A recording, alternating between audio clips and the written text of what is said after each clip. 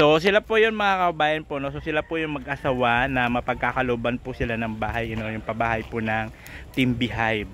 So ayan po sila. Yan po yung mag-asawa. Ito po si Javel. At siyempre ano yung pangalan mo kuya? Alvin. Ilan taong ka na Alvin?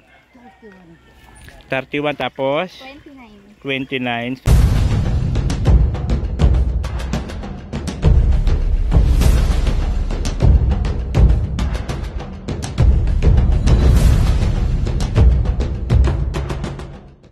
So ayan po magandang araw po muli sa inyong lahat. Ito yung likod. This is Nitang Cute Vlog, ang taong walang panlasa.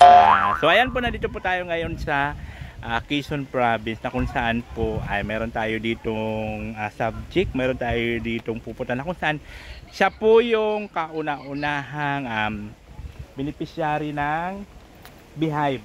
Sila po yun mga kabayan po, no? So sila po yung mag-asawa na mapagkakaloban po sila ng bahay, yung pabahay po ng Team Beehive. So ayan po sila. Yan po yung mag-asawa. Ito po si Javel. At siyempre ano yung pangalan mo kuya? Alvin. Ilan taong ka na Alvin? 31 tapos? 29. So sila po yung mag-asawa na mapagkakaloban po ng Team Beehive po ng pabahay. So ang trabaho po ni kuya is tricycle driver, tapos ikaw naman housewife, mag-alaga ng kanilang bata. At mayroon po silang dalawang anak, at yung isa po is special child, PWD. Yun po yun, yung hindi siya nakakarinig. Pero nakakapagsalita din ba siya? Pili lang. Yung kunting-kunting ano lang po yung mga.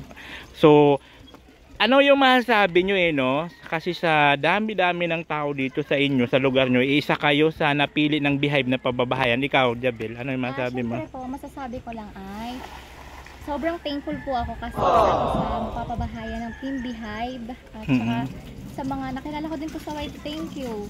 Ganun lang. Kayo kuya? Ganun din po, maraming salamat sa sponsor po. Mamaya ka na magbumba dyan. Lang po. Ayan. So, kung bakit po kasi may puso dito mga kabayan, dahil nga po sa ito yung inuna nila ipagawa-gawa nung siyempre para sa pag magko-construct na po dito sa kanilang lupa, hindi na mahirapan sa pag-igib-igib ng tubig. So, ayan po yun siya. Diba? Maraming salamat din of course sa Team Beehive sa pagtitiwala sa atin para po maihatid yung tulong dito po kala Jabels, kasi kaya naman po kami sumama dito, ay pumunta dito kasama yung team ko na Barakong pala, siyempre si Kuya Raul at siyempre si Kasado Tayo Vlog, para ihatid po yung ditong pera na pagpapagawa ng lupa, ma-assist sila sa ng mga materyales. Yun po yun. So maraming salamat sa pagtitiwala ng Beehive, kasi kahit ganun pa man maraming mga nangyari, di ba? So andyan pa rin sila para pagkatiwalaan tayo. So ito po yung lupa nila. Yan yung po yung lupa. So kailan to yung ginilagyan ng ganito? Bago po lagyan ng kurso. So ito na yung pinakang sukat, 50 square meters. Ayan, yun po yung 50 square meters. So bukas po mag-i-start na po kami mamimili ng materyales para po masimula na yung paggawa ng kanilang lupa. Kasi wala silang sariling wala kayong sariling bahay, di ba? Walang sariling bahay, nakikitira lang kayo sa ano ba daw, sipag? Ay, benan. Ayo. Nakikitira lang po sila sa Biana. At syempre, ang po doon, yung wala po silang palikuran. So doon po yung nag-start sa palikuran hanggang sa napag-usapan po na pagkasunduan ng Beehive na paggawa na lang po ng bahay. Kaya nagdesisyon po ang Beehive na hanapan sila ng lupa, at ito nga po yun. Nabilhan sila ng lupa, at next naman po is yung kanilang bahay. So ayan po, siyempre maraming salamat sa lahat po ng bumubuo ng Team Beehive. Sa pangunguna po yan ni President Milinki Official. Thank you so much po. At siyempre, ang iyong lingkod ay lubos din po nagpapasalamat sa pagtitiwala, sa pagtitiwala sa akin, at hindi ako iniwan. Kabila po ng mga kaganapan, mga pangyayari, di ba, ng mga nakalipas, andyan pa rin po sila para suportahan yung ating charity vlog. So yun po yun. At siyempre, kasama po ang team ko. Again, Raul Lunadillo and Kasado Tayo Vlog doon po sa aming Barakong Bakla serye. Kasi ang purpose naman po namin doon pagka nakaipon po kami ng pera sa ginagawa naming serye is magsasarity rin po kami. Siyempre hindi mawawala po yung kasi doon po talaga kami nag-start. So kung mapapansin nyo sa ngayon po kasi wala talaga tayong pang charity kasi wala pa naman po talaga.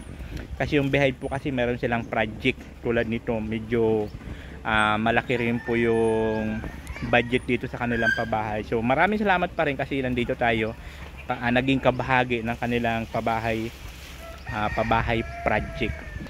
So ayan po mga kabayan, papunta po kami ngayon doon sa gagawa po ng bahay para po makausap natin at siyempre para po sa mga materialis na bibilhin po kasi sila naman po yung nakakaalam kung ano yung mga kakailanganin gamitin, yan mga kung ano-ano pa man ng mga gagamitin dyan sa pabahay nila, yun po yung pupuntahan namin, kakausapin natin. So ayan na nga po no? At nakausap na po natin yung magagawa ng bahay at siyempre na pa-estimate na rin po natin yung mga materyales na kakailanganin bukas. Sakay ng tricycle sila Kuya Raul, nahirapan maglakad sa ni Kasado. Ayan, so yun, nakausap na natin lahat-lahat. So bukas magpapadeliver na lang tayo, tapos mamimili ng materialis para po makapag-start na po sila ng paggawa. So yung pangbaba lang muna, like hollow block, simento, pako, kahoy, yung mga ganun yung kakailangan para makapag-start na po ng bahay nila Japot, nila Japfair. So ayan po yun, ito po yung lakad natin for today's video. And of course maraming salamat again sa Team Behive. Ayan po sa pagtitiwala sa inyong lingkod. And of course sa pag-sponsor po ng pabahay nila Japfair. Sa mga hindi pa po nakapag-follow sa aking Facebook page Nitang Cute Vlog, and of course ang kasama ko po sa Barakong Bakla, kanya po si Raul Lunadillo, sa kanyang Facebook page, sa kanyang YouTube po is Raul Higante, at siyempre si Kasado Tayo Vlog.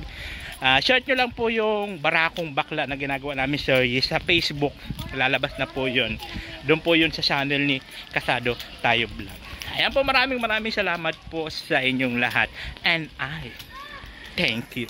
Siya ang kalingap na palaging nakaantabay, handang tumulong sa kapwa, kay tatay at kay nanay, handa niyang puntahan kahit gaano pa kalayo.